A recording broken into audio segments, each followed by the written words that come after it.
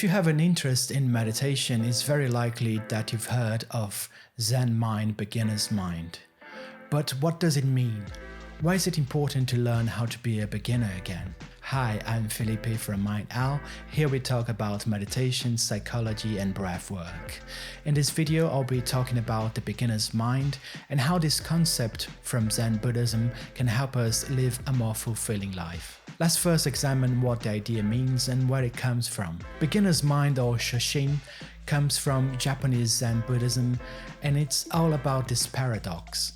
The more you know, the less open your mind is to new ideas. The Zen monk Shunryu Suzuki sums up this principle in the book Zen Mind, Beginner's Mind with this line: "In the beginner's mind, there are many possibilities, but in the expert's, there are a few."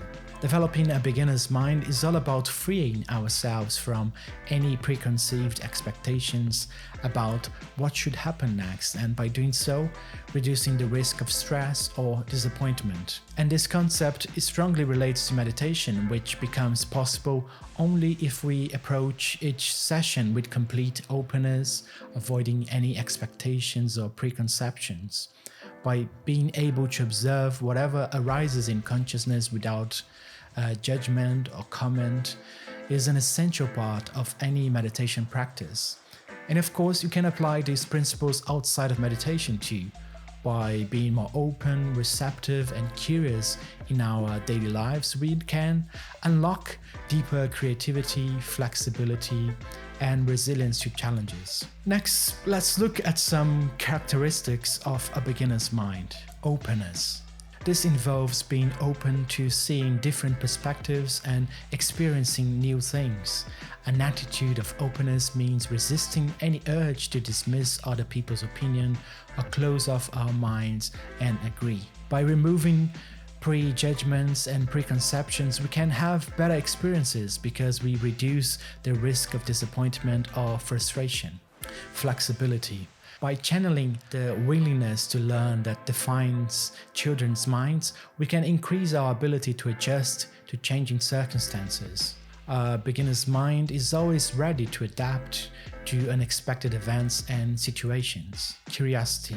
Having a curious mind means digging a little deeper into how things really work and trying to understand why certain phenomena occur. A curious person wants to expand their horizons by finding out all they can about any topic that interests them.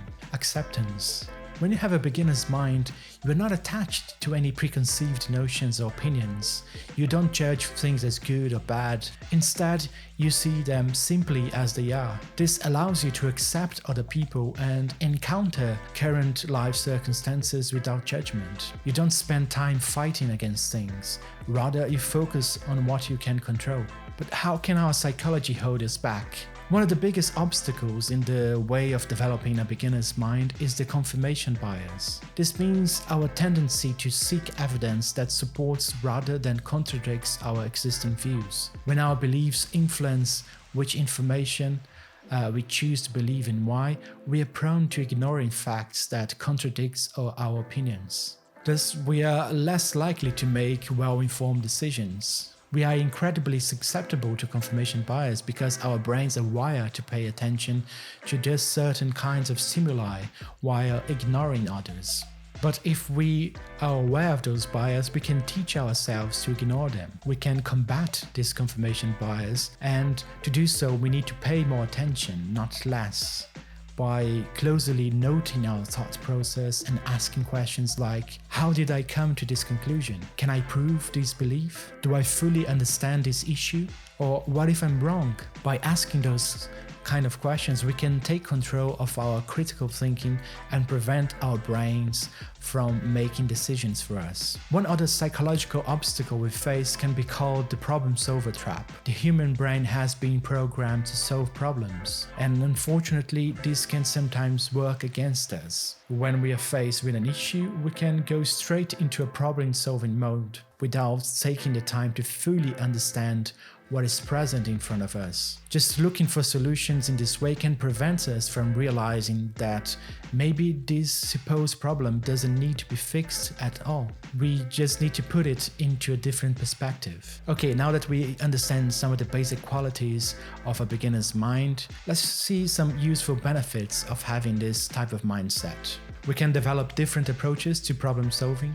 Noticing our own thinking patterns takes practice, because usually our thoughts and responses to things are so natural and impulsive that we are blind to them. However, if we approach situations with no assumptions, we might notice things that other people miss entirely. Considering different perspectives can enhance our ability to solve problems both for ourselves and others. Improve your relationships.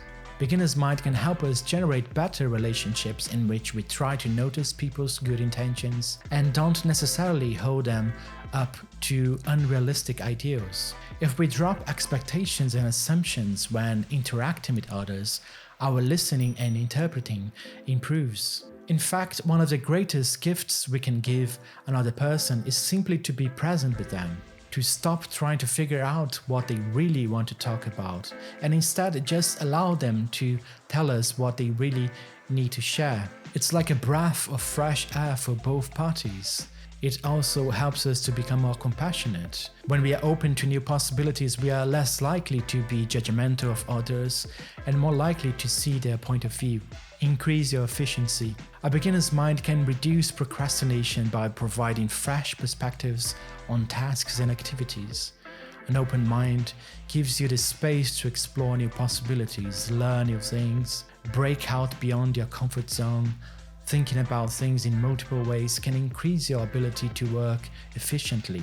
Live more in the present. A beginner's mind also helps you to become more present-focused. Since we are not going back to the past to look at how we acted in a similar situation, or going to the future to imagine potential outcomes, we can become fully present at each moment. And as a result, it becomes easier to enjoy life in the here and now. How to rediscover your beginner's mind. Now that we've seen the benefits of adopting this mindset, you may be wondering, how can I cultivate it? Adopting this mindset can take time and effort because it means chipping away all the behaviors you've learned as an adult. But there are different approaches you can take towards rediscovering this mind state. The most common route towards developing a beginner's mind is through traditional meditation practices such as Vipassana, Zen Buddhism, Tibetan Buddhism, secular mindfulness. Anchored in the present moment rather than past memories and future worries, these practices encourage us to look internally and learn to recognize negative or judgmental patterns of thoughts and emotion. This can help us note our typical triggers and automatic reactions, which cause us to react negatively to events without fully realizing why we feel angry, sad, or scared. By gaining insight into these internal processes, we can learn to respond differently. Practice the don't know mindset. Sometimes the best thing you can do is say, I don't know. When we get used to admitting that we are unsure about things, we increase our ability to handle uncertainty. If you truly believe you know how to solve a problem, you will likely attempt to force your solution without considering other options. Think hard about all the things in the world that you are unsure about. This can help you gain some real perspective. Let go of the need to add value. Many people possess an overwhelming need to add value to those around them. This can actually hinder progress by preventing you from listening to others. Channel your energy into observing and listening, and let go of the need to always contribute. Release yourself from the narrative in your mind. Reflect on your own thoughts and feelings and consider the narrative your mind is creating around events that are taking place. Is it getting carried away? By attempting to focus on the bad events rather than in the stories your mind is creating around them, you can take a significant step towards a beginner's mind. Incorporate beginner's mind into daily activities like eating breakfast. Try to approach daily activities like eating breakfast with a fresh mind. Look closely at details you may not always notice. Pay close attention to the textures, tastes, smells of the meal, appreciating every bite and taking nothing for granted. This kind of mindful approach to everyday tasks is about rejecting preconceptions and assumptions. Let go of the need to win every argument. By releasing the urge to correct or argue with those who we disagree with, we align ourselves with the concept of shoshin. Try to approach these situations with curiosity. The realization that they look at this in a completely different way can actually be quite satisfying. Treat every day as your birthday.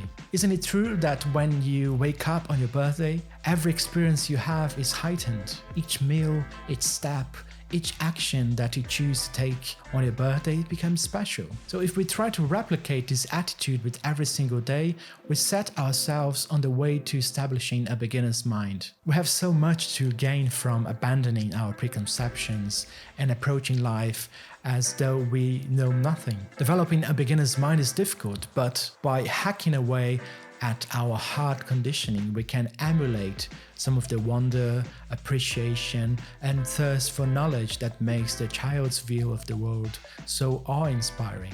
Shift yourself out of autopilot, view the world with an open mind, and embrace the senses. If we practice the techniques covered in this video, we can begin to cultivate a beginner's mind and witness all the benefits that comes with it. Thank you for watching this video, and I hope you can use it to further your meditation practice. If you enjoyed this video, please like, share, subscribe to our channel so you can get more tips on how to live a better life.